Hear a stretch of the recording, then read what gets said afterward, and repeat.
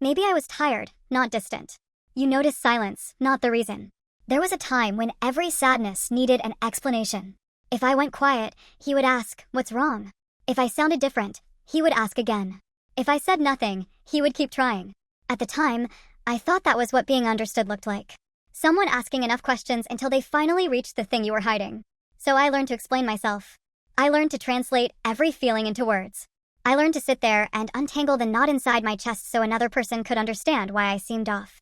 Some days I could. Some days I couldn't. Because the truth is, not every sadness arrives with a reason. Sometimes you are just tired. Not sleepy tired. The kind of tired that makes every notification feel louder than it should. The kind that makes a simple "how was your day?" feel like a question worth 20 pages. The kind that sits behind your eyes while you're staring at the same message for 10 minutes, typing 3 replies and deleting all of them. Back then, I always felt guilty for not having an answer. Why are you quiet? I don't know. Why are you sad? I don't know. Why are you different today? I don't know. And somehow I don't know never felt like enough. It felt like failing a test I didn't know I was taking. Then life moved on. People changed. Love changed. And eventually, someone new walked into my life. The strange thing was that he rarely asked what was wrong. At first, I thought he simply didn't notice. I thought maybe he cared less. Maybe he was less attentive. Maybe he just wasn't looking closely enough.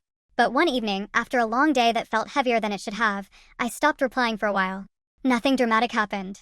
No argument. No bad news. No tears. Just one of those days where everything felt slightly too much. The dishes were still in the sink. My phone battery was at 8%. A cup of coffee sat cold on my desk because I'd forgotten about it for nearly an hour.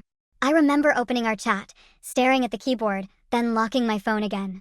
Not because I didn't want to talk. Because I couldn't find the energy to become a version of myself that sounded okay. When I finally looked at my phone again, there wasn't a question waiting for me. No, what's wrong? No, why are you acting weird? No, are you upset with me? There was only, long day?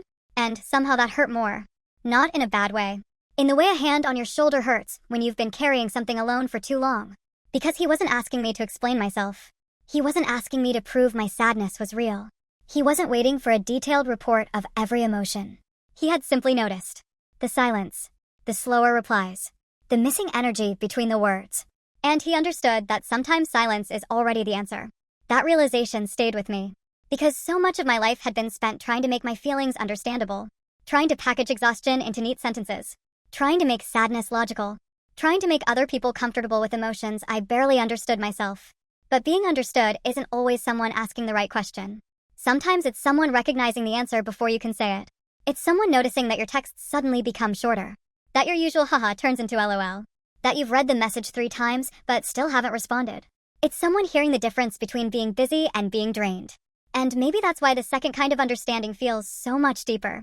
One person wanted access to my feelings. The other person noticed them without demanding an explanation. One needed words. The other paid attention to what happened when there were none. I think about that sometimes. About how exhausting it is to always explain your pain. How lonely it feels when your sadness only becomes valid after you've successfully described it. And how rare it is to meet someone who notices the small things. The person who hears the pause before your answer. Who notices that you've been online for hours but haven't sent a single message. Who realizes that "I'm fine" sounds different on certain days. Not because they're reading minds. Not because they're perfect. Just because they're paying attention. The older I get, the more I realize that love isn't always found in big conversations. Sometimes it's hidden inside tiny observations. Inside the people who notice the version of you that nobody announces. The version sitting on the edge of the bed at midnight, scrolling aimlessly through the same 3 apps. The version reheating tea that already went cold. The version staring at a message and thinking, "I'll reply later," then forgetting because your mind feels full of static. The version that doesn't want advice. Doesn't want solutions. Doesn't even want questions.